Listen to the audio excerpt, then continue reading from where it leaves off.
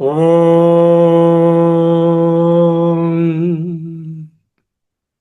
మాండుక్యోపనిషత్తు అధ్యయనం గౌడపాదీయ కారికా సమేతంగా అధ్యయనం చేస్తున్నాం.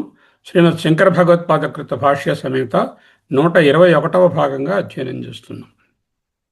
3వ ప్రకరణం అద్వైత ప్రకరణం, అద్వితీయం తురీయం, 48 కారికలు, 14 కారికలను లోతుగా చూస్తున్నాము.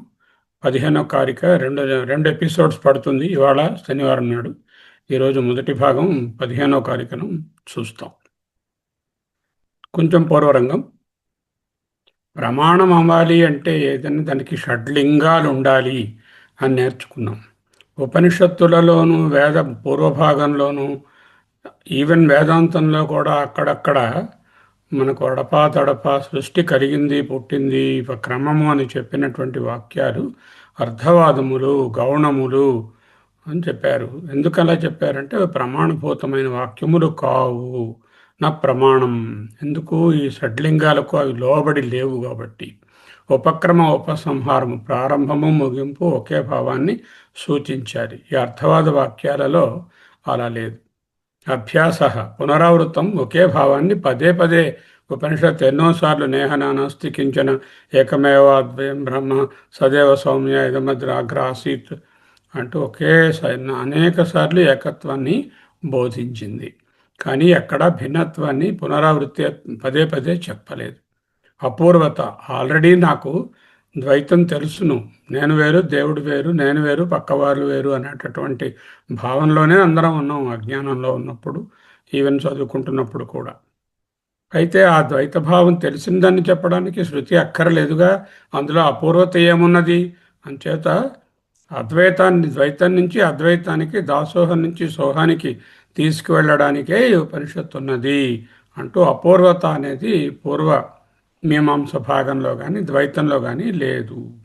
ఫలం లిమిటెడ్ అయినటువంటి వ్యక్తులతో, లిమిటెడ్ అయినటువంటి ద్రవ్యాలతో, లిమిటెడ్ అయిన టైంలో చేసేది లిమిటెడ్ ఫ్రూటే వస్తుంది. నిహశ్రేయసము లేక మోక్షం అనేది ఆత్యంతిక ఫలము. అది మనకు ద్వైతం వలన కలుగుట లేదు, అద్వైతం వలననే కలుగుతుంది. అర్థవాదము, స్తోత్రము, నింద. అనేక సార్లు స్తుతి అద్వైతాన్ని స్తోత్రం చేసింది, ద్వైతాన్ని నిందించింది.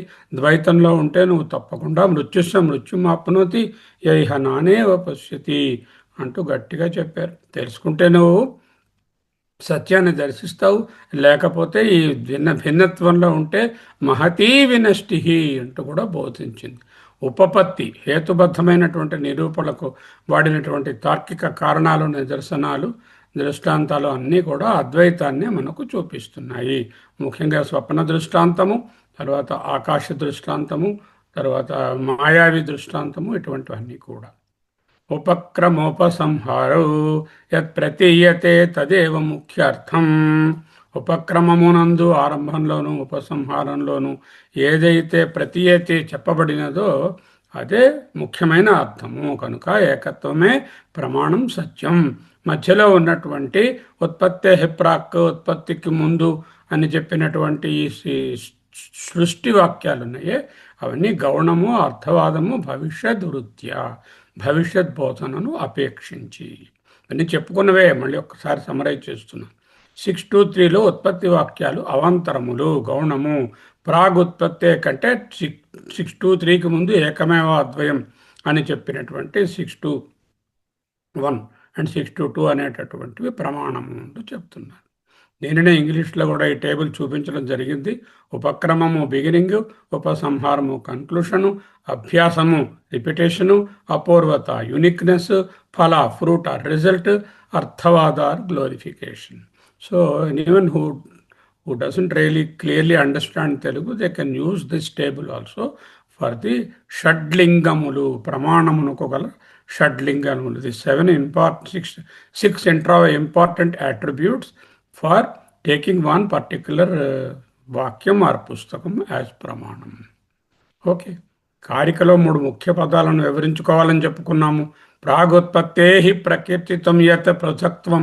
ఏ పృథక్త్వం అయితే ఉత్పత్తికి ముందు అంటే, ఉత్పత్తికి ముందు అంటే సృష్టి పుట్టడానికి ముందు అని చెప్పకూడదు. అయితే దేనికి ముందు?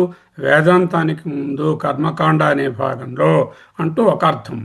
లేకపోతే ఉపనిషత్తులలోనే జ్ఞానకాండలోనే కొన్ని ఉత్పత్తి వాక్యాలు ఉన్నాయి, ఆకాశాద్వాయు ఇలాంటివి. వాటికన్నా ముందు సత్యం జ్ఞానం అనంతం బ్రహ్మ అని చెప్పి ఆ తర్వాతే ఆకాశాద్వాయు అని చెప్తున్నారు. అంటే ఉపక్రమోపసంహారములలో ఒక విషయమే ఉంది. మధ్యలో ఉన్నటువంటి ఉత్పత్తి వాక్యాలకు ముందు మనకు ప్రమాణంగా ఏకత్వమే కనబడుతోంది. లేకపోతే ఇంకొక విధంగా కూడా చూడొచ్చు అన్నారు ఆనందగురి గారు. ఏమిటది? శంకర భగవత్పాదులు రెండు చెప్పారు. ఏమిటి? వేదాంతానికి ముందు కర్మకాండలో తీసుకో ప్రాగుత్పత్తి అంటేను, లేదు ఉపనిషత్తులోనే ఉత్పత్తి వాక్యాలకు ముందు ఏకత్వ వాక్యాలు ఉన్నాయి, అవే ప్రమాణం అని కూడా తీసుకో అంటూ రెండు చెప్పారు. అయితే ఆనందగిరి గారు ఉత్పత్తి అన్నా వ్యుత్పత్తి అన్నా రెండు ఒక్కటే, అర్థంలో రెండిటికి వ్యత్యాసం లేదు. ఉత్పత్తి అనేదే వ్యుత్పత్తి. కాబట్టి వ్యుత్పత్తి అనే దానికి ఏంటంటే ఒక దానికి ఎటిమాలజీ అనే అర్థం కాకుండా జ్ఞానం అనే అర్థం ఉన్నది. Yesterday I also verified in Ashtadhyayi, వ్యుత్పత్తి has got a meaning called జ్ఞానం. ఆత్మజ్ఞానానికి ముందు. ఏ జ్ఞానము? ఇక్కడ ఆత్మజ్ఞానమే. ఆత్మజ్ఞానానికి ముందు అంటే జ్ఞానకాండకి ముందు అంటే కర్మకాండ అనే అర్థం ఆటోమేటిక్గా వచ్చింది. అలా కూడా తీసుకోవచ్చు అని ఆయన చెప్పారు. బాగుంది. గౌణం అంటే అప్రధానం, అర్థవాదం, అప్రమాణం సెకండరీ అని చెప్పుకున్నాం. భవిష్యద్వృత్యా అంటే రాబోయే ఏకత్వ బోధనను అపేక్షించి ఇప్పుడు అధ్యారోపణ చేసి ఈ అధ్యారోపాన్ని అపవాదం చేసి బోధిస్తారు. అందుకు భవిష్యద్వృత్యా అన్నారు. ఒక ఎగ్జాంపుల్ కూడా ఇచ్చారు. యథా ఓదనం పచ్యతి అన్నట్లుగా ఒకరు బియ్యాన్ని వండుతూ అన్నము వండుతున్నారు అంటారు. అదే విధముగా రాబోయేది ఏకత్వమైన ఇక్కడ భిన్నత్వము ఈ ప్రాగుత్పత్తే వాక్యాలలో వస్తుంది. నేర్చుకున్నాం ఇవన్నీ. మళ్ళీ ఉత్పత్తి వాక్యాలు జ్ఞానకాండ ప్రాగుత్పత్తి అంటే జ్ఞానకాండకు ముందు, లేకపోతే 6, 2, 3లో చెప్పినట్టు ఉత్పత్తి వాక్యాలైనటువంటి వేదాంత వాక్యాలకు ముందు అంటే జ్ఞానకాండలో కూడా ముందు ఏకత్వాన్ని సూచనగా చెప్పి తర్వాత సృష్టిని ప్రతిపాదించి సత్యజ్ఞానం అనంతం బ్రహ్మ అని చెప్పి ఆ తర్వాత పంచకోశ విచక్షణ చేసి ఈ పంచకోశ ఆకాశాలవి పుట్టాయని చెప్పి ఆ తర్వాత పంచకోశాలలో ఎన్నెంతులుగా ఉన్నది ఇదే. మధుబ్రాహ్మణంలో కూడా అధ్యాత్మాన్ని అతి దైవాన్ని బోధించి వీటికి అంతర్లీనంగా ఉన్నటువంటిది ఆ పరబ్రహ్మమే అని చెప్పారు. ప్రాగుత్పత్తి అంటే అవాంతరవాక్యాలు కనపడినా అవి గౌణము, భవిష్యత్ అర్థము, అధ్యారోపము, అపవాదం కోసం వెయిట్ చేస్తున్నాయి అని తెలుసుకోవాలి. సో వేదాంతం ప్రసిద్ధమైనటువంటి ద్వైతాన్ని బోధించడానికి కాదు. అపూర్వత అనేటటువంటిది ద్వైతంలో ఏమీ లేదు. దాసోహం నుంచి సోహంకి మారవయ్యా అంటూ చెప్తున్నారు. ద్వైతం is a temporary message, Advaitam is the ultimate teaching, the bottom line is అద్వైతం. ఉపనిషత్తు అద్వైతంతోనే ఆరంభము, టీచర్స్ అద్వైతం, అవాంతరంగా అద్వైతం బోధించినా అది గౌణము అప్రధానము అని మనం తెలుసుకోవాలి. ఓకే. ఏకత్వం భవిష్యతి ఇది సృష్టివాక్యాలను బోధించిన పిదప ఏకత్వమే బోధించబడుతుంది. భవిష్యత్ వృత్తిం అపేక్ష భవిష్యత్తులో ఆవిష్కరించబోయే ఏకత్వాన్ని దృష్టి అందుంచుకొని అపేక్షించి అంటూ రాశారు. జీవాత్మ పరమాత్మలకు మధ్య భేదవాక్యం ఏదైనా అక్కడక్కడ కనపడుతున్నా జీవాత్మనో పృథక్తం ప్రతికీర్తితం ప్రకీర్తితం గమ్యమానం తెలియవచ్చుతున్నదో ఆ పృథక్త్వం గౌణం తత్ అప్రధానం అర్థవాదం యదా ఓదనం పచతి తద్వత్. ఒక జీవాత్మ పరమాత్మ ఒకటే, శృతి ప్రమాణంతో కూడా జీవసృష్టి జరగలేదు, జీవాత్మ పరమాత్మ రెండు లేవు అని నిరూపించారు. ఇప్పుడు మీమాంసలో ప్రసిద్ధమైన వాక్యం ఉన్నది, విషం భుంక్ష్వ మా అస్మిన్ గృహే భుంక్స్తా అని ఉన్నది. విషం భుంక్స్వ అంటే ఈట్ పాయిజన్ అని ఉన్నది. ఒక ఇంప్రెషన్ ఉంది. అంటే దాని అర్థము విషం తినమని కాదు, వాళ్ళ ఇంట్లో భోజనం చేయొద్దు. అస్మిన్ గృహే పక్క వాళ్ళ ఇంట్లో, ఆ ఇంట్లో భుంక్తా అంటే తినుట, మా చేయవద్దు. Don't eat in their house, it is better you eat poison. See, the idea is not to insist on eating poison, but the idea is to condemn eating in the neighbor's house. So, తాత్పర్యార్థాన్ని తీసుకోవాలి, pragmatic import తీసుకోవాలి. విషం భుంక్ష్వ అనే direct కమాండ్ని వదిలి అస్మిన్ గృహే మా భుంక్త్వ అనే దానికి పవర్ఫుల్ ఇంపార్టెన్స్ ఇవ్వడం. అలాగే ఇక్కడ కనిపిస్తున్నటువంటి అర్థవాద వాక్యాలైనటువంటి భిన్నత్వానికి ప్రాముఖ్యత ఇవ్వకుండా ప్రైమరీ టీచింగ్ అయినటువంటి తాత్పర్యార్థమైనటువంటి ఏకమేవ అద్వయం బ్రహ్మనే పట్టుకోండి. ఓకే, అయితే బాగానే ఉందండి గురుగారు, కానీ మీరు ఉత్పత్తికి ముందు పరబ్రహ్మం ఒకటే ఉందన్నారు, దాంట్లో మాకేం సందేహము లేదు, కంటెన్షను లేదు. కానీ పుట్టిన తర్వాత ఏకత్వంగా లేకుండా అన్నీ వేరువేరుగా కనిపిస్తున్నాయి. నా ఎదురుకుండానే రకరకాల వస్తువులు, మనుషులు, అనుభవాలు, ఊర్లు అన్నీ కనిపిస్తున్నాయి కదా, ఎలా పుట్టలేదని చెప్తామండి అంటే, మా ఏవం నువ్వు అనుకున్న ప్రకారంగా వేరువేరుగా లేవు, పుట్టలేదు. ఎందుకు గురువు గారు? అన్యార్థత్వాత్ ఉత్పత్తి శృతినాం, సృష్టిని చెప్పేటటువంటి శృతి వాక్యములకు శబ్దార్థం కాదు, వేరే అర్థం ఉన్నది, దాని తాత్పర్యార్థాన్ని చూడు. ఆల్రెడీ ఈ ప్రశ్నను మేము ఆన్సర్ చేసి ఉన్నాము. స్వప్నవదాత్మ మాయా విసర్జిత సంఘాత, స్వప్నమునందువలే ఆత్మ యొక్క మాయ చేత ఈ దేహేంద్రియ సంఘాతమనండి, ఈ పంచభూతాలు, గెలాక్సీలు అనేటటువంటి జగత్ సంఘాతమనండి, వ్యష్టి సమష్టి సంఘాతాలన్నీ కూడా మాయ చేత కల్పించబడ్డాయి. విసర్జిత అంటూ 10వ కారికలో చెప్పాం. పూర్వమపి పరిహృత ఏవా ఎందోష, ఈ తప్పుడు అవగాహనని మేము ముందే త్రోసిపుచ్చాం కదా, మళ్ళీ ఆ ఆర్గ్యుమెంట్ ఎందుకు పట్టుకొస్తున్నావు? ఘటాకాశోత్పత్తి భేదాదివత్, ఘటాకాశం పుట్టిందా? లేదు. ఎందుకు లేదు? ఆకాశం అంతా ఒకటే, ఘటం అనేది వేరే ఏర్పడింది తప్ప ఘటాకాశము అంటూ వేరే లేదు. అలాగే జీవుల పుట్టక సుఖ దుఃఖాల భేదం కూడా ఘటాకాశము వంటిదే అని గట్టిగా చెప్పి ఉన్నాము. కావాలంటే 3 నుంచి 10 వరకు ఉండే కారికలు మరొకసారి చదువుకో. అయిపోయింది. 15వ కారిక. మృల్లోహ విస్ఫులింగాజై సృష్టిరియా చోదితాన్యథ ఉపాయ సో అవతారాయ నాస్తి భేదః కథంచన. ఇంత డెసిసివ్గా మాట్లాడేటటువంటి బ్యాలెన్స్డ్ పర్సన్ గౌడపాదులు ఒక్కరే ఉంటారు. నాస్తి భేదః కథంచన, ఎటు చూచినా ఎలా చూచినా భేదః నాస్తి, భేదము లేనే లేదు. సరేనండి, మరి సృష్టి గురించి మట్టి నుంచి కొండలన్నీ పుట్టాయని, కొండలన్నీ వేరు కాదండి మట్టే అని ఒక శ్లోకంలోని, అలాగే లోహము బంగారం నుంచి ఆభరణాలు పుట్టాయని, ఆభరణాలు వేరు కాదని, బంగారమే సత్యమని, విస్ఫులింగాత్ అంటే అగ్ని నుండి నిప్పురవ్వలలాగా ఈ ప్రపంచమంతా పరమాత్మ నుంచి వచ్చిందని మరో ఉపనిషత్తులోని, ఈ విధంగా రకరకాలుగా సృష్టి, యా ఏ సృష్టి అయితే చోదిత, సృష్టి అనేది స్త్రీలింగవాచకం, సృష్టి చ ఉదిత, చోదిత అంటే చ ఉదిత అంటే, ఉదిత అంటే పుట్టిందో, ప్రకటమైందో, ఏ విధంగా ప్రదర్శించబడిందో, ప్రకాశించబడినదో. అన్యథాచ, ఈ చ తీసుకెళ్ళి అన్యథా కలపాలి, అది వేరువేరుగా కనపడుతుంది, వేరువేరుగా చెప్పబడింది. ఒక్కొక్క శృతిలో ఒక్కొక్క విధంగా ఈ సృష్టి చెప్పబడింది. అన్యథాచ అలా ఎందుకు చెప్పారు? ఉపాయ సాధనము ఎందుకు, సహా విధముగా బోధించడము సృష్టిని, ఉపాయ అవతారాయ అవతారము కొరకు. అవతారం అంటే కృష్ణావతారము, రామావతారము, బాబా గారి అవతారము అలాంటివేమీ కావు. అవతారాయ అంటే to drive home the point, to drill in to your head, మనకు బాగా బోధపరచుట కొరకు అని అర్థం. బాగా బోధపరచడానికి ఉపాయంగా తీసుకున్నారు. కానీ కథంచన, ఎటు చూచినా, ఎలా చూచినా, ఏ శృతి చూచినా, ఏ ప్రమాణపూర్వకంగా చూచినా భేద నాస్తి. ఇంతకుముందు జీవసృష్టి జరగలేదు అనడానికి ఆ షడ్లింగాలకు ఈ పూర్వమీమాంస కానీ, సృష్టి వాక్యాలు కానీ, ఉత్పత్తి వాక్యాలు కానీ నిలబడలేవు. కాబట్టి అవి గౌణము, ఫ్యూచర్ని బట్టి చెప్పారు, భవిష్యత్ వృత్యా అవి ప్రమాణము కాదు అని చెప్పారు.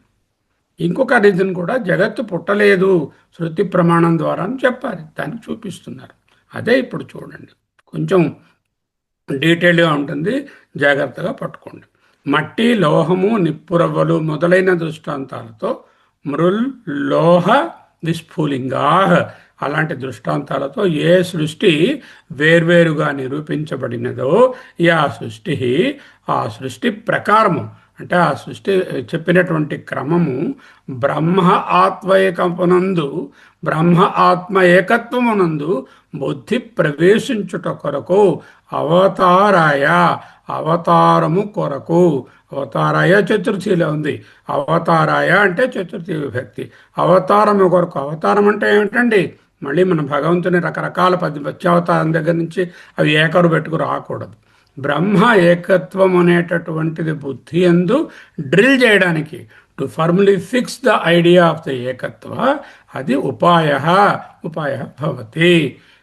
భేద కథంచన నాస్తి, ఏ ప్రకారంగా అయినా భేదము లేదు. ఓకే, చూడండి, అది అనుభూతి అపరోక్ష అనుభూతిలో ఒక అద్భుతమైనటువంటి శ్లోకము గలదు. నెమ్మదిగా వెళతాను, అర్థం చేసుకోండి. కార్యం హి కారణం పశ్యేత్, పశ్చాత్ కార్యం విసర్జయేత్. అంటే ఒక కార్యం ఉన్నది, ఒక ఎఫెక్ట్, అది ఏ కారణం నుంచి పుట్టింది అని ముందు ఎంక్వైరీ చేయి. There is an effect, there is a product. What is the source, what is the cause? కారణం పశ్యత్. పశ్చాత్ అటు పిమ్మట కార్యం విసర్జయేత్. ఎందుకు? కార్యం టెంపరీ, కారణం పెర్మనెంట్. కార్యం అనేకం, కారణం ఒకటి.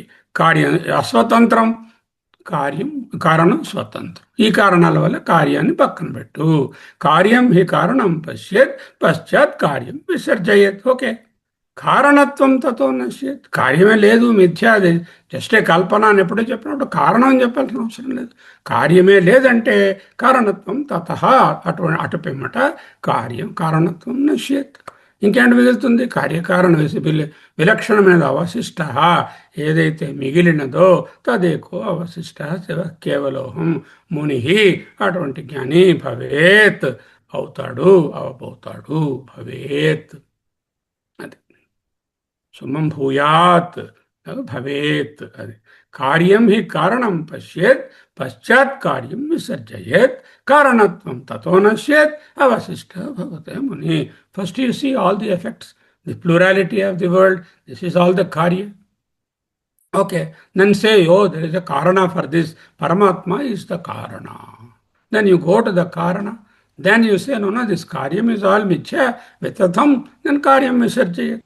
ఎప్పుడైతే కార్యం మిథ్యను విసర్జించానో అప్పుడు ఆ పరమాత్మ కారణం అనేటటువంటి అవస్థ కూడా పోయింది. కార్యకారణ విలక్షణమైనటువంటి నిర్గుణ నిరాకార అవశిష్టం ఏదైతే ఉన్నదో అదే నేను అని తెలుసుకుంటావు. ఇదే అపరోక్ష అనుభూతి. ఎప్పుడైనా వీలుంటే ఆ గ్రంథం మొత్తం ఒక ప్రకరణ గ్రంథం, చక్కగా చదువుకోవాల్సినటువంటి గ్రంథం. ఆ గ్రంథాన్ని మనము చదువుకుంటాం. 101వ శ్లోకం అది. న భూమిరాపో న చ వహ్నిరస్తి న చానిలో మేస్తి న చాంబరంచ. భూమి కాదు, ఆపహ వాటర్ కాదు, అహ్ని కాదు, అబహ్ని కాదు, అగ్ని కాదు, అనిలము గాలి కాదు, అంబరం ఆకాశం. భూమి, ఆప, అగ్ని, వాయు అండ్ అంబరం. నచేంద్రియాణి, పోనీ ఇంద్రియాల నేను కాదు. నచాంతరాత్మ, లోపలున్న మనసు బుద్ధిగారా వాళ్ళు కాదు. నచేంద్రియాణం అహమస్మి కించిత్, ఇంద్రియములతో తెలిసేటటువంటి కించిత్ ఏది కూడా నేను కాదు. నా అహమస్మి, ఐఎమ్ నాట్ దట్. న భూమిరాపో న చ వహ్నిరస్తి న చానిలో మేస్తి న చాంబరంచ. నచేంద్రియాణి నచాంతరాత్మా నచేంద్రియాణం అహమస్మి కించిత్. Then what are you? What am I? సమస్త సాక్షిం. దిస్ ఈస్ ది సాక్షి ఆఫ్ ఎవ్రీథింగ్. సతసత్విహీనం, ఇది సత్తు ఉన్నది అని చెప్పడానికి లేదు, ఇది అసత్తు లేనిది అని చెప్పడానికి లేదు. సదసద్ విలక్షణం, కార్యకారణ విలక్షణం. ప్రయాతి శుద్ధం పరమాత్మ రూపం, ఆ శుద్ధ పరమాత్మ రూపాన్ని పొందుతావు. కైవల్యోపనిషత్తు 24. కైవల్యోపనిషత్తు ఆరంభంలో 5-6 సృష్టి వాక్యాలను చెప్తుంది. మొదట 2 వాక్యాలు మళ్ళీ ఏకత్వమే.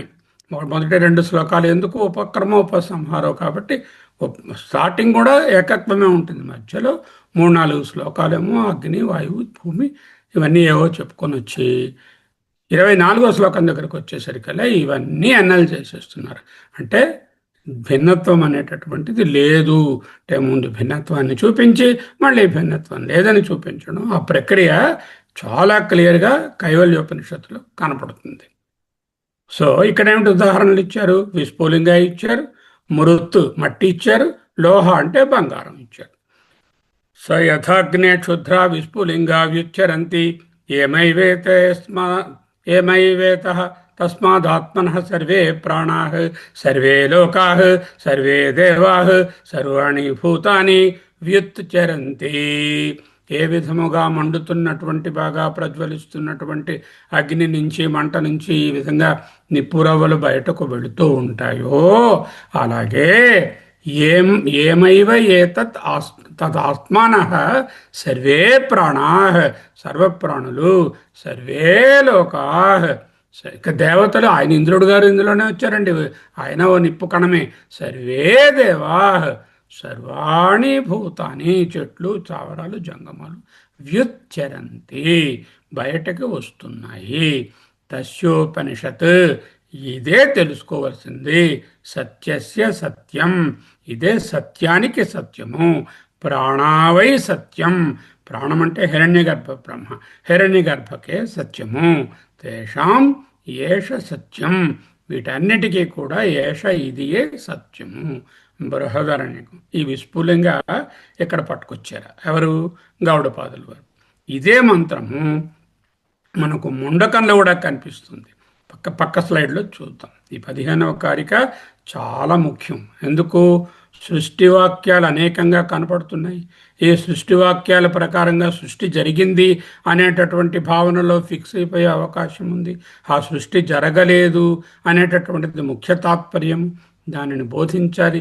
దాన్ని బోధించడానికి ముందు ఆయన ఇవ్వనటువంటి 2 రిఫరెన్స్లు మనం తెచ్చుకున్నాం. అపరోక్షానుభూతి, కైవల్యోపనిషత్తు. అంతేకాకుండా బృహదారణ్యకంలో ఆయన విస్ఫులింగ అని వ్రాసినటువంటి దానికి కావలసిన పూర్తి మంత్రము ఇక్కడ చూపబడింది. ఏ విధముగా అయితే మండుతున్నటువంటి అగ్ని నుంచి క్షుద్రాహ చిన్నవైనటువంటి అణుమాత్రమైన విస్ఫులింగములు అంటే నిప్పురవలు బయటకు వెలువడుతున్నాయో ఈ ఆత్మ నుంచి అదే విధముగా సర్వప్రాణములు, సర్వలోకములు, సర్వదేవతలు, సర్వభూతములు బయటకు వస్తున్నాయి. ఇదే జ్ఞానం. తస్య ఉపనిషత్ అంటే ఇదే జ్ఞానం. ఇదే సత్యస్య సత్యం. సత్యం అంటే హిరణ్యగర్భ బ్రహ్మ. ఆ హిరణ్యగర్భ బ్రహ్మకే సత్యం. ప్రాణావై సత్యం హిరణ్యగర్భయే సత్యం. తేషాం ఏష సత్యం. ఈ పరబ్రహ్మము హిరణ్య గర్భకే సత్యము. ఇదే మంత్రము ముండకోశంలో కూడా తథా సౌమ్యేకేన.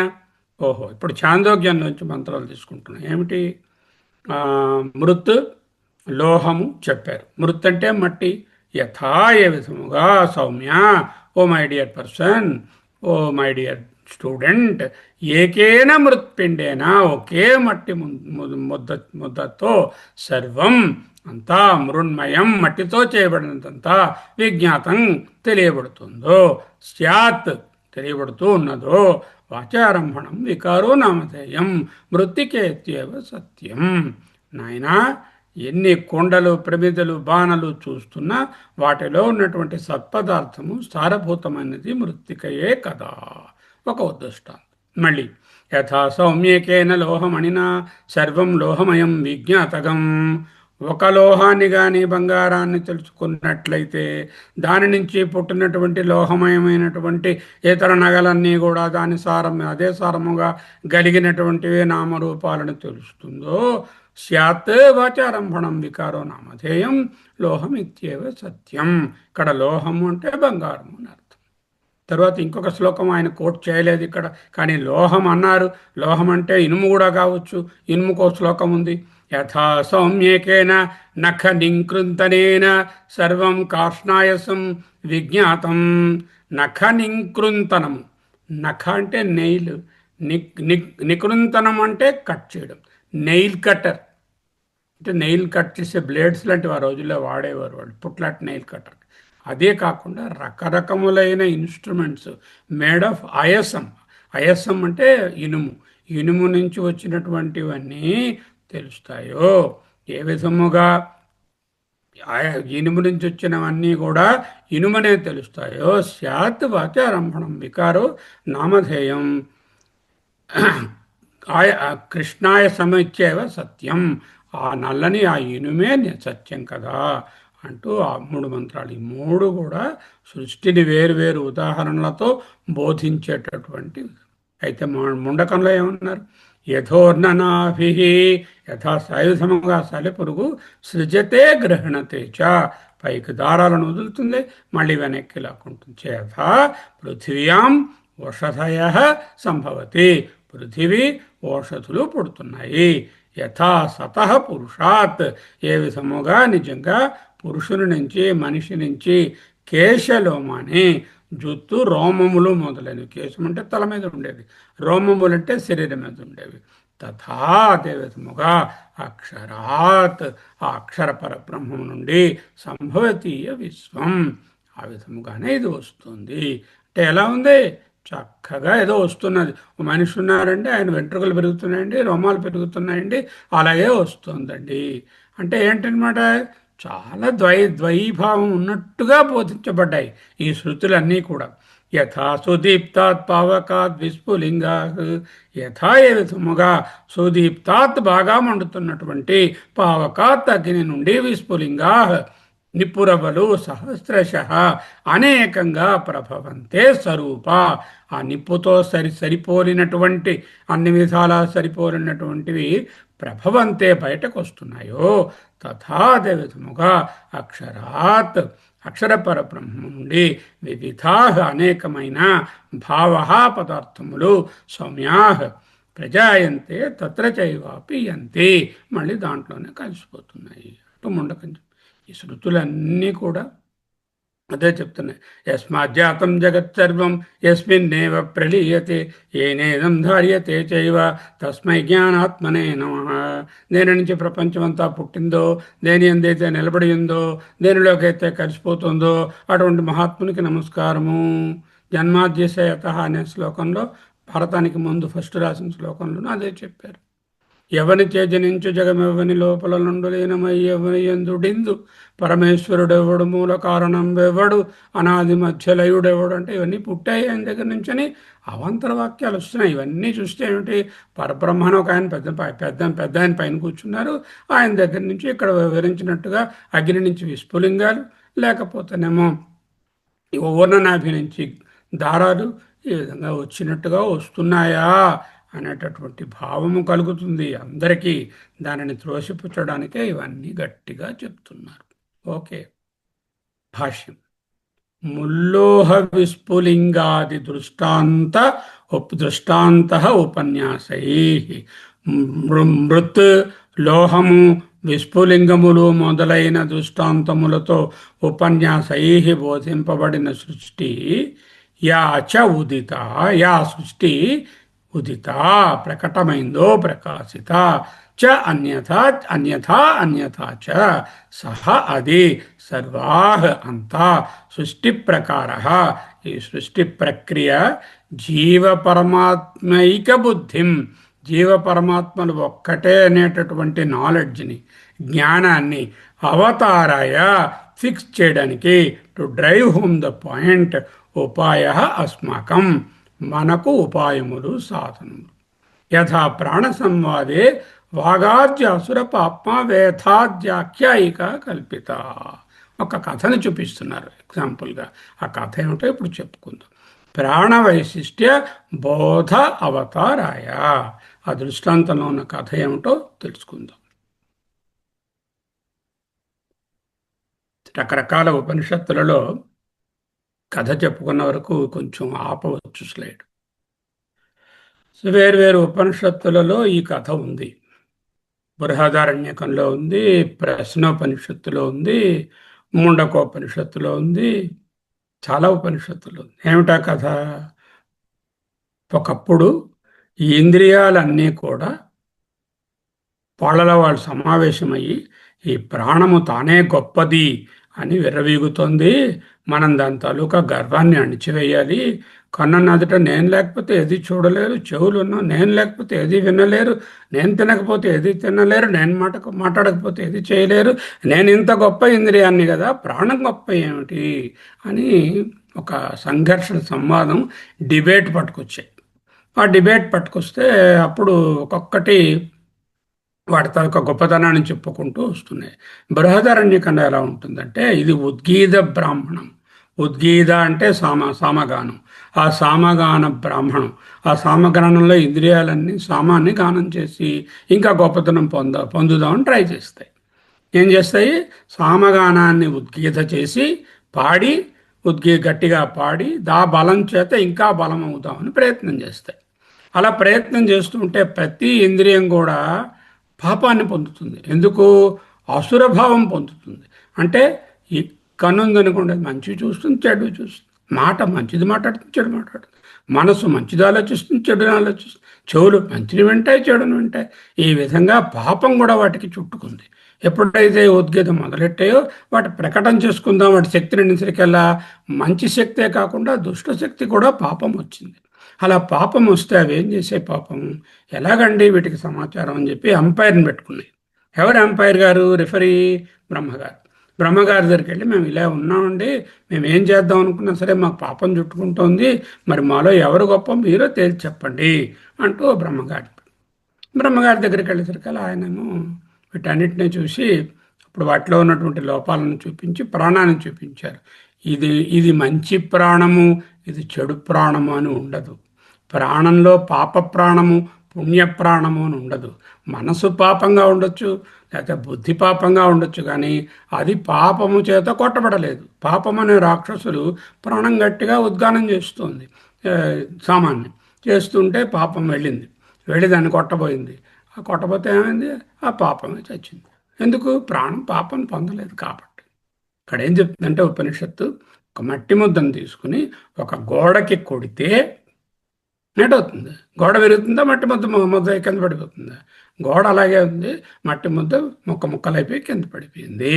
అలాగే ఈ ఆసుర భావంలో ఉన్న పాపములు ప్రాణాన్ని ఏమీ చేయలేకపోయాయి. అందువల్ల ప్రాణమే అత్యంత గొప్పది అంటూ ఆ ఉపనిషత్తు. ఇంకొకసారి అయితే ప్రశ్నోపనిషత్తులో మనం చదువుకున్నాం. అక్కడేంటి? అన్ని ఇంద్రియాలు కూడా నేను గొప్ప అంటే నేను గొప్ప ఉంటాయి. ఈ కథ మన చిన్నపిల్లలు కూడా చెప్తాము. పొట్ట, కాళ్ళు, చేతులు, నోరు, కళ్ళు నేను గొప్ప అంటూ అనుకుంటాయి. అందులో ఆఖరికి కథ చిన్నపిల్లలకి బోధిస్తాం 5వ క్లాసు 3వ క్లాసుల్లోనే. అదే ఈ ఉపనిషత్ కథను ఆధారంగానే అది చెప్పారు. సరే, ప్రశ్నోపనిషత్తులో ఏంటవుతుంది? సరే అయితే ఓ పని చేద్దాం, మనలో మనమేను, నేను బయటకు వెళ్ళిపోతాను, మీరు ఉండగలరా చూడండి అని. కన్ను ముందు బయటకు వెళ్ళిపోతే వాడు చూపు లేకుండా కూడా జీవితాన్ని రన్ చేసేస్తున్నాడు. తర్వాత ఏమో చెవి వినికిడి లేకపోయినా బతుకుతున్నాడు. అలా ఏ ఇంద్రియం లేకపోయినా సరే బ్రతుకెడుతుంది. ప్రాణం రెడీగా ఉంటుంది, బ్యాగ్ ప్యాక్ చేసుకుని తను వెళ్ళిపోవడానికి. ఇలా అనేసరికల్లా అప్పుడే గిలగిల్లా ఆడిపోతూ ఉంటాయి. ఎందుకు? ప్రాణం పోయే సమయకు ముందు అన్ని ఇంద్రియాలలో పటుత్వం పోయి గిలగిలలాడిపోవడం మనకు అనుభవమే కదా, ప్రాణం పోయే వాళ్ళని చూస్తున్నప్పుడు. అంచేత ప్రాణమే ముఖ్యమని చెప్పి ఇవన్నీ తెలుసుకుని మళ్ళీ ప్రాణాన్ని ప్రార్థించి, ఓ ప్రాణమా నువ్వు వెళ్ళిపోవద్దు, మా ఉత్క్రమ, బయటకు పోవద్దు, నువ్వు ఇక్కడే ఉండి మమ్మల్ని అందరినీ సంరక్షించు, నువ్వే గొప్ప అని తెలుసుకున్నాయి. అది కథ. సో ఇలా రకరకాల ఉపనిషత్తుల్లో ఈ కథ రకరకాల విధంగా వస్తుంది. ఓ చోట బ్రహ్మగారేమోను దానికి రిఫరీ అంటారు, ఓ చోట బ్రహ్మగారు రిఫరీ ఉండరు, ఓ చోట ఏమో ఉద్గానం చేసి అంటారు, ఓ చోట ఏమో ఉద్గానం లేదు, వాటిలో అవే దెబ్బలాడుకున్నాయి అంటారు. ఎలాగనే కథ ఇది. సో ఓకే, మృల్లోహ విస్ఫులింగాది, మట్టి, లోహము, విస్ఫులింగములు అనేటటువంటి దృష్టాంతంతో చెప్పబడినటువంటి దృష్టాంతముల వివరణతో సృష్టి ఏ సృష్టి అయితే చోదిత ప్రకాశిత, ఏ సృష్టి ప్రకాశించబడినదో, బోధింపబడినదో. ఎలా బోధింపబడినది? అన్యథా భాష్యం చదువుతున్నాను నేను. అన్యథా అన్యథా చ, ఇది వేరు అది వేరు. రవిప్రకాష్ వేరు, శర్మ వేరు. అధ్యయన్ భారతి వేరు, ఇంకో భారతి వేరు. బెంగళూరు వేరు, హైదరాబాద్ వేరు. అలాగే సృష్టిలో రకరకాలైన వేరుతనాన్ని బోధిస్తున్నారు. ఎలాగా? ఈ రకరకములైనటువంటి మృత్తు, లోహము, విస్ఫులింగాలు, కేశలోమాలు, ఇలా ఏవో రకరకాలుగా చెప్పారు. సర్వాహ సృష్టి ప్రకారాహ, సర్వాహ సకలమైన సృష్టి ప్రక్రియ, సృష్టి ప్రకారములు, సృష్టి ప్రకారము. ఎందుకు చెప్పారు అలాగా? జీవ పరమాత్మ ఏకబుద్ధిం, జీవాత్మ పరమాత్మ ఒక్కటే అనే జ్ఞానమును అవతారయ, మన బుద్ధి యందు నిశ్చితముగా ప్రవేశింప చేయుట కొరకు, to take home the point of oneness, to drill this knowledge in to our brains. ఉపాయ అస్మాకం, మనకు ఉపాయము. అంతేకాని రకరకాలుగా ఈ సృష్టి జరగడం అనేది తాత్పర్యము కాదు. విషం భుంక్త్వా అనేటటువంటి విషం భుంక్ష్వ అనే అనే వాక్యంలో ఏ విధముగా అది తాత్పర్యం కాదు, అలాగే రకరకాలుగా సృష్టి వేరువేరు విధాలుగా వేరువేరు ఉపనిషత్తులలో చెప్పబడినది అనేటటువంటిది ప్రమాణము కాదు. సృష్టి ప్రక్రియ వివరణ, బోధన మనకు జీవబ్రహ్మత్వ బాహికత్వ జ్ఞానాన్ని బోధించడానికి ఉపాయ సాధనము. దృష్టాంతం ఏమిటి? ప్రాణము లేక సూత్రాత్మ యొక్క విశిష్టతను బోధించడానికి ఇప్పుడు చెప్పిన కథ. ప్రాణం గారి యొక్క గొప్పతనాన్ని బోధించడానికి అనేక ఉపనిషత్తులలో అనేక విధములుగా ఇంద్రియాలు ప్రాణాలు ఘర్షణ పడ్డాయి, సంవాదం చేసుకున్నాయి, జట్టి పెట్టుకున్నాయి, కొట్టుకున్నాయి అని కథలు చెప్పి, ఎందుకు కథ చెప్పారు? ఆ కొట్లాటను పట్టుకోవడానికి కాదు, ప్రాణ విశిష్టతను బోధించడానికి.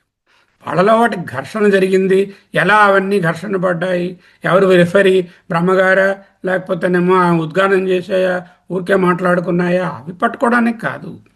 ది ఇంపార్టెన్స్ ఈజ్ ద ప్రాణ విశిష్టత బోధించబడడానికి. ఇప్పుడు భగవద్గీత చదువుతారు, అదేమిటండి భగవద్గీత ఎలా జరిగిందండి? భగవద్గీత జరగడానికి వీల్లేదు. అక్కడ యుద్ధరంగంలో ఈయనేమో 18 అధ్యాయాలు చెప్పుకుంటూ కూర్చుంటే వాళ్ళందరూ ఏం చేస్తున్నారు? వాళ్ళ తలక ఇన్స్ట్రుమెంట్లు సానపట్టు కూర్చున్నారా, లేకపోతే ఇది అయిపోయే వరకు ఇంటికి వెళ్ళి మళ్ళీ వచ్చారా? అంతసేపు వాళ్ళు ఎలా కూర్చున్నారని అడగకూడదు. That is not the point. The point is Arjuna approached for counseling to Krishna. Krishna gave the following counseling. All other redundant things, all other things are redundant and they are not the primary teaching. The primary teaching of Bhagavad Gita is how it is possible that it can happen in such a short time, that too in a war time. How can he give this much amount of jnana of 700 verses in such a short time? What are the others doing? Will they not take their instruments and fight against these people within that time? All those questions are not required at all. Mahabharata యుద్ధం అసలు జరిగిందా, కురుక్షేత్రం అనే place ఉందా, ఈ ప్రశ్నకు అవి ప్రశ్నించకూడదు. కథగా తీసుకుని మనకి ఏమిటి కావాలో ఆ విషయం దగ్గరికి వెళ్ళాలి.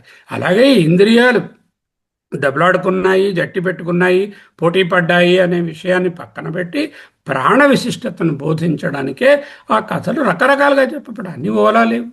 జ్ఞానం స్థిరపరచడం కోసమే అవతారాయ అంటే ఆ విషయాన్ని మనసులో బుద్ధిలో ప్రతిష్ఠించడానికి చేశారు.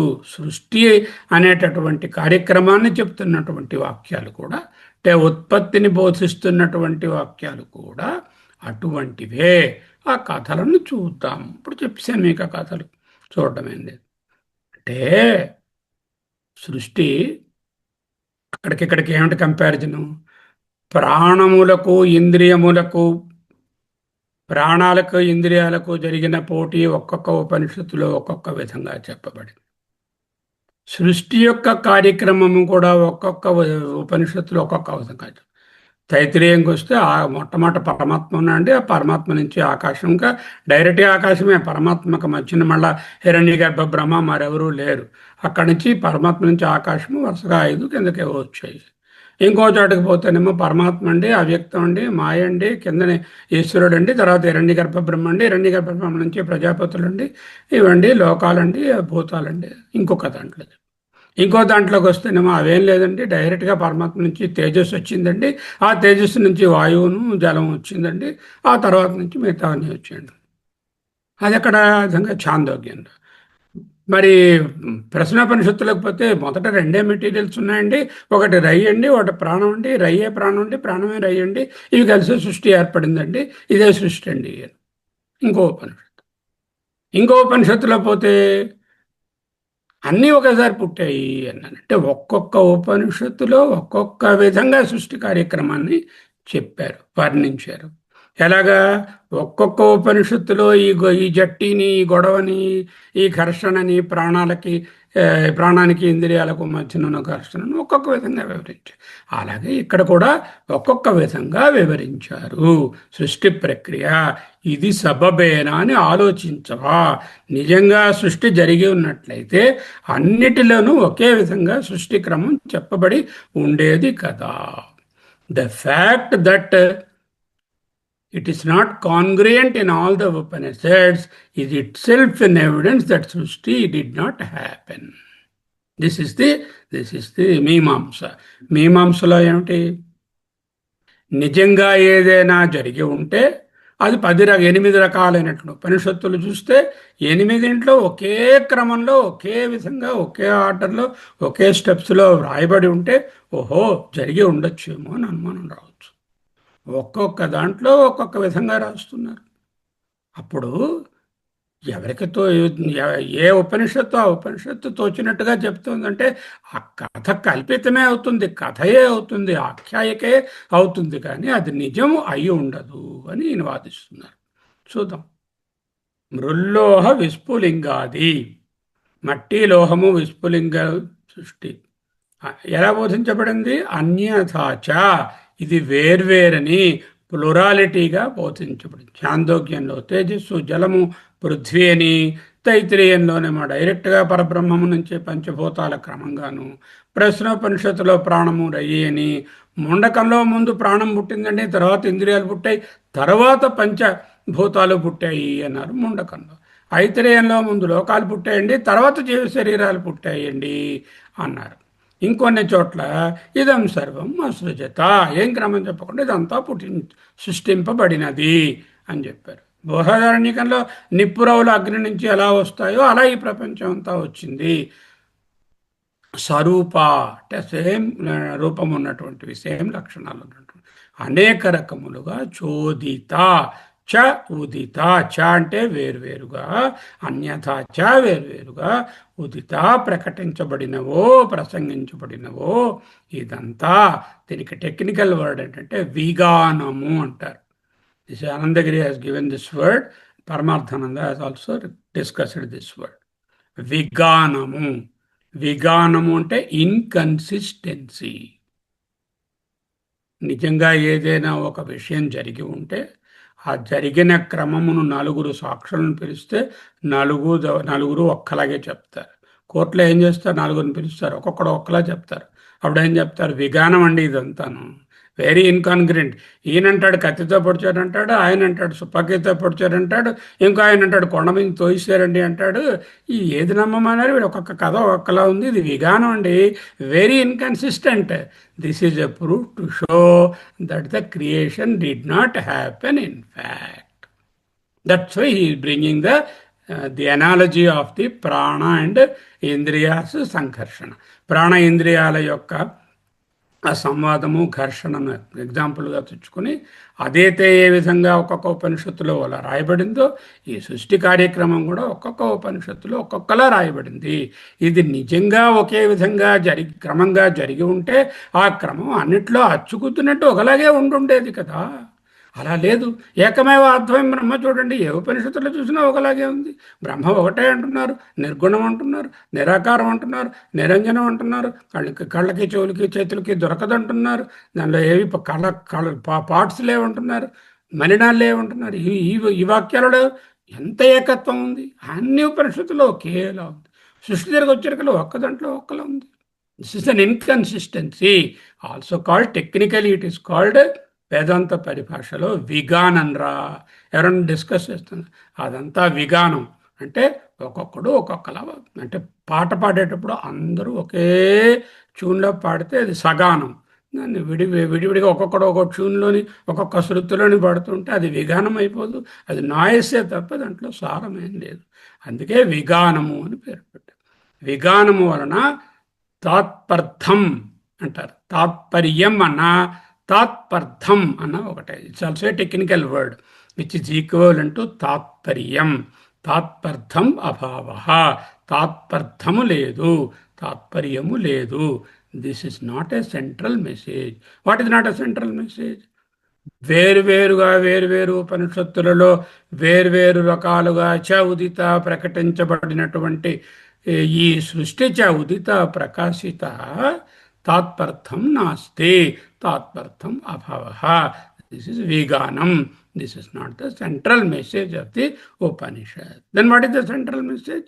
వీనో ఏదైతే ఉపక్రమ ఉపసంహారము, ఏదైతే అపూర్వతయో, ఏదైతే కొనియాడబడినదో, ఏదైతే రిపీటెడ్గా స్ట్రెచ్ చేయబడిందో, ఏదైతే అన్ని ఉపనిషత్తులందో ఒకే మాదిరిగా ఉన్నదో అదే తాత్పర్యము. Okay okay. ప్రాణము సూత్రాత్మ యొక్క విశిష్టతను బోధించుటకు అనేక ఉపనిషత్తులు. చూడండి, రామాయణం ఇది ఇండోనేషియాకి వెళితే వాళ్ళ రామాయణంలో, వాళ్ళకి రామాయణం ఉంది, ఆ రామాయణంలో సీత రాముని చెల్లెలు. ఓకేనా? ఇంకొక రామాయణంలోనేమో సీతనేమో భుజం మీద ఎత్తుకుని రావణాసురుడు వెళ్ళిపోయాడు. అయ్యో ఆవిడ అగ్ని, ఆవిడ ముట్టుకోవడానికి వీల్లేదు, ఆవిడ ఇలా పట్టుకెళ్ళాడు. రకరకాలైనటువంటి విధాలుగా రాస్తారు. అంటే ఏంటి, ఫ్యాక్టరీగా అదేమీ లేదు, అక్కడ ఎసెన్స్ తీసుకోవాలి తప్ప దాన్ని తవ్వి అది నిజమా కాదా, ఇది నిజమా అది నిజమా అని వితర్కించకూడదు. అనేక విధములుగా కథలు చెప్పి ప్రాణ విశిష్టత బోధించబడినదో అలాగే సృష్టి ప్రక్రియ కూడా అనేక విధములుగా బోధించారు. ఎందుకు బోధించారు? ఏకత్వ జ్ఞానము స్థిరపరుచుట కొరకే. అవతారాయ సృష్టి శృతులు అంటే సృష్టి వాక్యాలు, ఉత్పత్తి వాక్యాలు కూడా అట్టివియే. ఇక్కడ ఆ కథలను చూసాం. యథా ప్రాణ సంవాదే వాగ్యాది అసుర పాప్మా వేద. వేద అంటే తెలుసుకోండి, వేద అంటే వేధించడం, ఒత్తుధ. వేధత్, వేధత్ అంటే వేధత్ ఆఖ్యాయిక, వేధత్యాఖ్యాయిక. పాప్మా వేధత్, అసుర పాప్మా వేధత్. రాక్షసులు అనేటటువంటి పాపము వేధించింది. దేన్ని వేధించింది? వాగాదులను, అంటే వాగాది ఇంద్రియములను. ఎందులోని? ప్రాణ సంవాదే. ప్రాణ సంవాద సమయములో ప్రాణాన్ని వేధించలేకపోయింది. వాగాది అసురపాప్మ వేధ ఆఖ్యాయిక. ఆఖ్యాయిక అంటే స్టోరీ, కథ. కల్పిత, కల్పించబడినదే కథ అంటే కల్పితమే కదా. ప్రాణ వైశిష్ట్య బోధ అవతారాయ. ప్రాణము యొక్క విశిష్టతను బోధించుట అనేటటువంటి ప్రయోజనమును మన మనస్సునందు స్థిరపరచుటకే ఇవి చెప్పబడ్డాయి. కానీ కన్ను ముందు మాట్లాడిందా, చెవి ముందు మాట్లాడిందా, ఇవి సామవేదం గానం చేసాయా, సినిమా పాట పాడాయా, బ్రహ్మగారిని అంపైర్గా పెట్టుకున్నాయా, లేకపోతే వాళ్ళ అవే తేల్చేసుకున్నాయా, ఏది ముందు వెళ్ళిపోయింది? ఈ కన్ఫ్యూషన్లు ఏవి వద్దురా నాన్న. అవన్నీ ఎందుకు ఆ కథలు చెప్పారు? ప్రాణం తలక విశిష్టతను బోధించడానికి తప్ప ఇక్కడ వేరే దాంట్లో తాత్పర్యము, తత్వార్థము ఏముంది? వాక్కు మొదలైన ఇంద్రియములు అసురుల చేత వేధించబడి పాపమును పొందినవి అనే కథలో ముఖ్య ప్రాణం యొక్క విశిష్టతను కొనియాడుటకు మన బుద్ధి యందు నిలుపుట కొరకు కల్పించబడినవే గాని ఆ ఇంద్రియముల ప్రాణముల మధ్య జరిగిన వాగ్యుద్ధాన్ని సంవాదం ముఖ్యమని తెలుపుటకు కాదు. ఇది దృష్టాంతం. ఈ ప్రాణము ఇంద్రియముల మధ్య ఘర్షణ కూడా ఒక్కొక్క శృతిలో ఒక్కొక్క విధంగా చెప్పబడింది, విగానంగా కనబడుతుంది. ఏ విధముగా స్వప్న కల్పిత సృష్టికి ఒక క్రమము లేదో, స్వప్నంలో ఉన్నటువంటి సృష్టి క్రమం ఉందా? ఈనాడు ఏదో ఈ ఊర్లో ఉన్నట్టు వస్తుంది, ఇంకో రోజు ఇంకో ఊర్లో, దీనికి దానికి కంటిన్యూ ఉంటుంది. పోనీ ఇందులోనే ఇప్పుడు జీవించి లేనటువంటి మా మామగారు నేను కూర్చొని మాట్లాడుతున్నట్టు వస్తుంది. నేను ఎప్పుడూ చూడనటువంటి ఒక ఆయన నేను కలిసి ఏదో డిస్కస్ చేస్తున్నాను. ఈ విధముగా అక్రమముగా, విక్రమముగా, ర్యాండముగా, డిజార్డెడ్గా స్వప్నం ఎలా ఉంటుందో ఈ శృతిలో చెప్పినటువంటి ఈ ప్రాణ విశిష్టతను కొనియాడేటటువంటి కథలు అవనండి, సృష్టి కార్యక్రమాన్ని చెప్పేటటువంటి డిస్క్రిప్షన్స్ అవనివ్వండి, ఇవన్నీ విగానంగానే ఉన్నాయి. కనుక సృష్టి మొదలగు వివరాలను బోధించే శృతుల తాత్పర్యము జీవ బ్రహ్మ ఏకత్వాన్ని బోధించడమే. ప్రాణ సంవాదంలో వాగాదులను పాపము కొట్టినది, పాపము చేత గ్రిప్పులోకి వెళ్ళిపోయాయి అని చెప్పడము ప్రాణ విశిష్టతను బోధించడానికి ఎలాగో, సృష్టి కార్యక్రమములోనున్నటువంటి వైవిధ్యాన్ని రకరకాలుగా ఇవి ప్రజెంట్ చేయడము, సృష్టి కార్యక్రమాన్ని వర్ణించి ఈ స్ట్రక్చర్ని ఫిక్స్ చేసి మనకు అందించడానికి కాదు. ఈ వైవిధ్యం అంతా కూడా ఈ వైవిధ్యాన్ని దాటి ఏకత్వమే నిసత్యం అనే విషయాన్ని తెలుపుడు చేయడానికి మన బుర్రలో అవతారాయ, దానికోసమే ఇది ఉన్నది. చాలా మంచి ఆర్గ్యుమెంట్. పూర్వపక్షం అడుగుతున్నారు, తదపి అసిద్ధం ఇది చేత్ తత్ అపి అంటే ఏది? మీ దృష్టాంతం కూడా ప్రూవ్ అవ్వలేదు కదా. ఏమో నిజంగా ప్రాణాలు ఇంద్రియాలు ప్రాణము ఇంద్రియాలు కొట్టుకున్నాయేమో, అవి ఘర్షణ పడ్డాయేమో, మిగతా ఇంద్రియాలు మాట్లాడాయేమో. ఇంద్రియాలు జడములు, ప్రాణము జడము, అవి మాట్లాడలేవు, అయినా మాట్లాడాయేమో. అది ఎక్కడ ప్రూవ్ చేశారు? Nobody has proved that. You are assuming your దృష్టాంత is proved, but we have a doubt the దృష్టాంత might have happened, who knows అన్నారు. అంటే చెప్తున్నారు, నిజంగా జరిగి ఉంటే ఒకే విధంగా కదా ఉంటుంది నాన్న. ఒక మర్డరో లేకపోతే ఒక క్రైమో జరిగింది, దాన్ని 4-5 చూశారు, సాక్షులు ఉంటారు. వాళ్ళు చెప్పేటటువంటి కథనము ఒక 95% కాన్గ్రియంట్గా ఉంటుంది, ఏదో 5% అటు ఇటుగా ఉండొచ్చు. అంతేకాని మొత్తానికి ఈయన కథ అలాగా ఆయన కథ అంటే ఆయన ముందు రోజు రాత్రి జరిగిందని, మన్నాడు తెల్లారుజాము జరిగిందని, లేదంటే అసలేమో జరగడానికి ముందే అక్కడ శవం ఉన్నదండి అని ఇంకో ఆయన అంటుంటే ఇంకా దాన్ని ఎవరు పట్టుకుంటారు? శేఖాభేదేషు అన్యథా అన్యథా చ ప్రాణాది సంవాద శ్రవణాత్. చూడండి ఎంత చక్కని సంగ్రహవాక్యం అంటారు. This called the capsule or the సంగ్రహవాక్య. శాఖాభేదేషు, శాఖలు వేద శాఖలు, పట్ట భేదాలు ఉపనిషత్తులు, ఒక్కొక్క భేద శాఖలో ఒక్కొక్క ఉపనిషత్తులో అన్యథా అన్యథా, డిఫరెంట్లీ అన్యథాచ అన్యథ, డిఫరెంట్లీ అండ్ డిఫరెంట్లీ. ఏమిటి ప్రకటించబడింది? ప్రాణ సంవాద శ్రవణాత్. ప్రాణము ఇంద్రియములు డిబేట్ పెట్టుకోవడం, ఘర్షణ పడడం, శ్రవణాత్ వినిపించింది, బోధించబడింది. శ్రవణాత్ అంటే తెలియట వలన, వినుట వలన. ఎలా చెప్పారు? ఒక్కొక్క శృతులు ఇప్పుడే చూపించాను మీకు. ఒక్కొక్క శృతిలో ఒకలా చెప్పారు ప్రాణాలు ఇంద్రియం, ఇంకో శృతిలో ఇంకోలా చెప్పారు.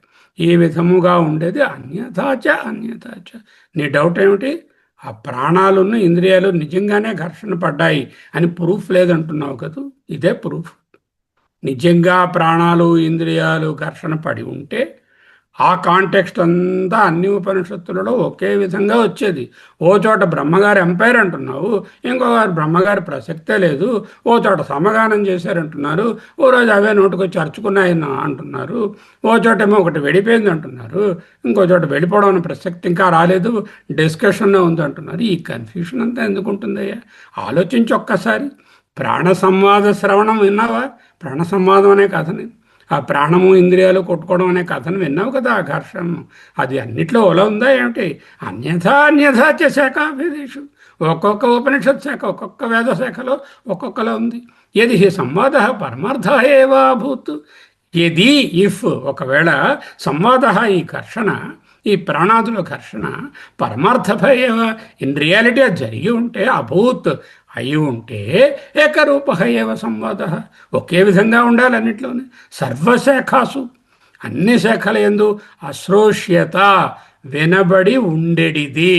It would have been heard, వినబడి ఉండేడిది, ఒకే విధంగా వినబడి ఉండేది. విరుద్ధ అనేక ప్రకారేణ నా శ్రోష్యత, అనేక ప్రకారములుగా వినబడకుండా ఉండేది, ఒక్క ప్రకారంగానే వినబడి ఉండేది. విరుద్ధమైనటువంటి అనేక ప్రకారములుగా వినబడకుండా ఉండేది. కానీ ఏమైంది? శ్రూయతేతు, అలా వినబడుతున్నది. It is available in differently. తస్మాత్ దేర్ఫోర్ నా తార్థ్యం సంవాద శృతీనాం. నా తాదర్థ్యం, తాదర్థ్యం అన్నా తాత్పర్యం అన్నా ఐదంపరమన్నా ఒక్కటే. సంవాద శృతీనాం, సంవాద శృతుల విషయంలో తాత్పర్యము లేదు. తథా extending the example to the దృష్టాంత టు దాష్టాంతిక ఉత్పత్తి వాక్యాన్ని సృష్టి వాక్యముల యందు ఇది కూడా అదే విధముగా ప్రత్యేతవ్యాన్ని it should be extrapolated and understood in the similar fashion. ఏమిటా సిమిలర్ ఫ్యాషన్? తాదర్థ్యం నా, దీంట్లో తాత్పర్యం లేదు అనే అండర్స్టాండ్ చేసుకో. ఓకే. పూర్వపక్షం తదపి అసిద్ధం ఇది చేత్. అయ్యా మహానుభావ, మీరేమో ప్రాణము ఇంద్రియాలు ఘర్షణ పడేటటువంటి కథను ఉదాహరణగా ఇచ్చారు. ప్రాణము ఇంద్రియాల ఘర్షణ కూడా జరగలేదు అని నిరూపించబడలేదు కదా. తదపి అసిద్ధం అంటే సిద్ధం అంటే నిరూపించబడినది, అసిద్ధం అంటే నిరూపించబడలేదు కదా, జరిగి ఉండొచ్చు కదా అన్నారు. మీ దార్ష్టాంతికమైన సృష్టి కూడా జరగలేదని అనలేం కదా. మీ దృష్టాంతమే కన్ఫర్మ్ అవ్వలేదు, అదే నిరూపించబడలేదు. మరి దార్ష్టాంతికం కూడా అలాగేనేమో, ఒకవేళ అంటే సృష్టి జరిగిందేమో అన్నారు. ఈ ఘర్షణ ఇత్యాదులు జరగలేదనేదే నిరూపించబడలేదు. ఇది చేత్ అని పూర్వపక్షం వాళ్ళు అన్నట్లయితే నా సరికాదు. ఎందుకు? శాఖాభేదేషు వేర్వేరు వేదశాఖలైన వేర్వేరు ఉపనిషత్తుల యందు, భేదేషు సప్తమి విభక్తి ఉపనిషత్తుల యందు ప్రాణ ఆది సంవాద, ప్రాణము కర్మేంద్రియాలు జ్ఞానేంద్రియాలు మనస్సు ఇవన్నీ చేసినటువంటి ఘర్షణ సంవాదము డిబేటు అన్యథా చ శ్రవణాత్, ముఖ్య ప్రాణము ఇంద్రియములు వీటి యొక్క జట్టి, వీటి యొక్క క్వారలు సంవాదము ఘర్షణ వేర్వేరుగా చెప్పారు. అన్యథా చ, ఎక్కడ ఒక శృతిలో ఒకలా ఉంది, ఇంకొక శృతిలో ఇంకొకలా ఉంది. ఇప్పుడే చూసాం ఎగ్జాంపుల్. యది హి సంవాద పరమార్థ ఏవ భూత్, యది ఒకవేళ ఇఫ్ సంవాద సంవాదము ఆకర్షణ పరమార్థ యథార్థమే అయి ఉంటే, ఇక్కడ పరమార్థ అంటే సచ్చిదానంద పరబ్రహ్మం అనకూడదు, ఆ కాంటెక్స్ట్లో యథార్థమే అయి ఉంటే, ఏకరూప ఏవ ఒకే విధముగా సంవాద అన్ని చోట్ల ఒకే విధముగా సర్వశాఖాసు అన్ని ఉపనిషత్తుల యందు అశ్రోష్యత, బ్యూటిఫుల్ వర్డ్, అశ్రోష్యత వినబడి ఉండేడిది. సో వాట్ ఈస్ దట్ అశ్రోష్యత? You have to know the grammar also a bit. శ్రు అంటే వినడం ధాతు, శ్రు అంటే శ్రవణే టు హియర్ అనేటటువంటి ధాతు. దీన్ని భాదిగణం అంటారు. ఈ భాదిగణంలో ప్రతి ధాతువులు ఆత్మనేపదం అవ్వచ్చు, పరస్మైపదం. ఇది వినబడడం అనేది ఎవరికి వాళ్ళకి వినపడుతుంది? ఆత్మనేపదము కదా. నాకు వినబడినది అంటే ఆత్మనేపదము. భావకర్మణి అంటే abstract noun in the form of karma, in the form of object. ఆత్మనేపదము భావకర్మణి ఆబ్జెక్ట్గా భాదిగణంలో శ్రూధాతువు లృంగ్ లకారము. లృంగ్ లకారం అంటే ప్రథమ పురుష ఏకవచనంలో ఉంది. లృంగ్ లక అంటే 10 రకాల లకారాలలో ఫ్యూచర్ ఇంపర్ఫెక్ట్ టెన్స్. లృంగ్ లకార is the future imperfect tense or a conditional mood. What does it say? అశ్రోష్యత. ఆశ్రోష్యత కాదు, అశ్రోష్యత. ఆశ్రోష్యత అంటే వినినంత వరకు అని అర్థం వస్తుంది, ఆసమంతాత్ కాదు. అశ్రోష్యత అంటే వినబడి ఉండేడిది. It would have been heard. It would have been heard so. It would have been heard as in the same fashion everywhere. It would have been heard in all the Upanishads in a similar or same fashion everywhere. This is a passive. It would have been heard by whom? By all of us. That's a passive voice. అందుకని చేత అశ్రోష్యత మన చేత వినబడి ఉండేడిది. It would have been heard by all of us. ఏకరూప సంవాద అశ్రోష్యత, ఒకే విధముగా సంవాదము వినబడి ఉండేది. విరుద్ధానేక ప్రకారేణ నా శ్రోష్యత, విరుద్ధముగా అనేక ప్రకారములుగా నా శ్రోష్యత, విరుద్ధముగాను అనేక ప్రకారములుగాను వినబడి ఉండేది కాదు. ఏకరూపంగా వినబడి ఉండేది, అనేక రూపములుగా వినబడి ఉండేది కాదు. విరుద్ధములైన వేర్వేరు విధములుగా వినబడి ఉండేది కాదు. తూ కానీ శ్రూయతే వేరువేరుగానే వినపడుతుంది. అన్ని శృతులలో ఓలా ఉందో చూడు, తీ ప్రశ్నోపనిషత్తు అక్కడ తీ ఏం రాశారు, బృహదారణ్యకంలో ముండకంలో ఏం రాశారు, అన్ని చోట్ల ఎక్కడ ప్రాణ సంబంధం అన్నీ కూడా వేరువేరుగా ఉన్నాయి. చదవలేదంటే ఉపనిషత్తులన్నీ. ఓకే. అన్యథాచ శ్రవణాత్ యది సంవాద పరమార్థ ఏవ భూత్, ఒకవేళ ఆ సంవాదం యథార్థమై ఉంటే ఏకరూప ఏవ సంవాద, అన్ని చోట్ల ఒక చోట ఉండే సర్వశాఖాసు అన్ని ఉపనిషత్తులలోనూ అశ్రోష్యత వినబడి ఉండేది. విరుద్ధానిక ప్రకారణ నా అశ్రోష్యత, విరుద్ధములైన వేరు విధములుగా డిఫరెంట్గా అన్యథాగా వినబడి ఉండేది కాదు. శ్రూయతే, look at this, it is heard as వేరువేరుగా. శ్రూయతేతు కానీ వేరువేరుగానే వినపడుతుంది.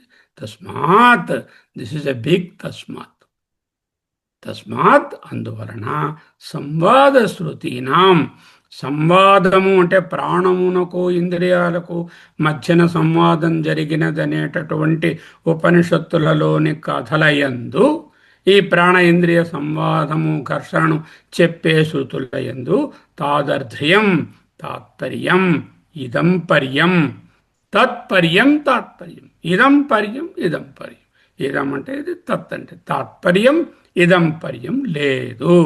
ఈ విగానము, ఈ వేర్వేరుగా ఉండుట ప్రస్ఫుటంగా ఉంది కనుక అటువంటి సంవాదము జరుగలేదు. వాళ్ళు ఏంటన్నారు, సంవాదము జరుగలేదు ప్రాణానికి ఇంద్రియాలకి మధ్య అని మీరు ఎలా చెప్పగలరు? అలా ఎక్కడ నిరూపించబడి ఉంది? ఎవరి మహాత్మా ఇప్పుడు చెప్తున్న డిస్కషన్ అంతా అదేరా, వేరువేరుగా ఒక్కొక్క శృతి చెప్పింది అంటే అది నిజంగా జరుగుంటే అలా ఒక్కలాగే ఉంటుంది, వేరువేరుగా కనపడుతుంది అంటే ఆ కథలో తాత్పర్యం లేదురా, అటువంటి సంవాదం జరగలేదు. అయితే మరి ఎందుకు చెప్పారండి? అవతారాయ అంటే ప్రాణము యొక్క విశిష్టతను బుద్ధిలో ప్రతిష్ఠించడం కోసం ఒక ఉపాయంగా కథ చెప్పారు. కానీ ఆ కథ నిజం అనుకొని కూర్చోకురా. ఈశ్వరుడు గారు వెళ్ళి మన్మథుడిని కాల్చేశారంటే నిజంగా ఆయన మంటలో పడేశాడని ఊహించకురా నాన్న. మన్మథుడు అంటే కాముడురా, కామం అంటే కోరికరా, ఈశ్వరుడు అంటే కామాన్ని జయించిన వాడురా, కామదహనుడురా అని అర్థం చేసుకోరా. తాత్పర్యం చూడరా, శబ్దార్థం చూడకురా. విషంహంత్వ అంటే తినేస్తావేంటి విషం నువ్వు. అలాగే ఇక్కడ కూడా నీకు విగానం కనిపిస్తోంది కాబట్టి సంవాదం జరిగినదన అనేదానికి ప్రమాణం లేదు, అది తాత్పర్యం కాదు. కనుక మనకు ప్రాణ విశిష్టతను బోధించడానికే అవతారాయ. అదెందుకు చెప్పారు అంత డీటెయిల్డ్గా? అలాగే తద్వత్ దాష్టాంతికమైనటువంటి సృష్టి విషయంలో కూడా ఒక్కొక్క ఉపనిషత్తులో ఒక్కొక్క విధంగా సృష్టి చెప్పారు కాబట్టి సృష్టి జరిగినది అనేటటువంటిది అవాంతరంగా బోధించి ఈ సృష్టి కార్యమని చెప్పి ఈ కార్యం మిథ్యని చెప్పి, కార్యం మిథ్య అవుతే కారణం కూడా ఉండాల్సిన అవసరం లేదు కాబట్టి, కారణం స్టేటస్ లేదు కాబట్టి, కార్యకారణ విలక్షణం బ్రహ్మ. కార్యం ఎలా మిథ్య?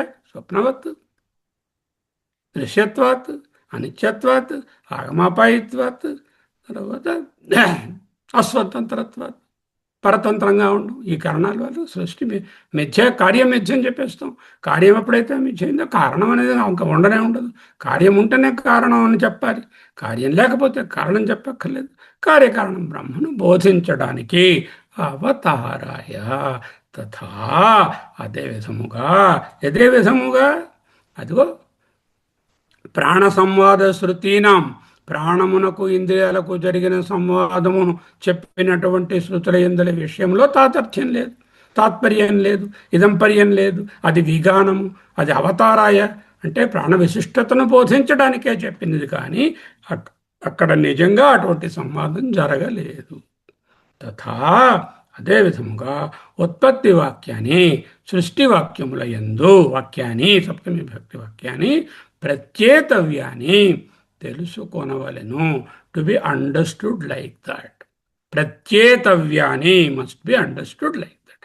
ఈ దృష్టాంతములోని ప్రాణ ఇంద్రియ సంవాదము జరుగలేనట్లే ఉత్పత్తిని బోధించే వాక్యములను కూడా తాదర్థ్యము లేదని, తాత్పర్థము లేదని, తాత్పర్యం లేదని. 3 మాటలు ఒకటే.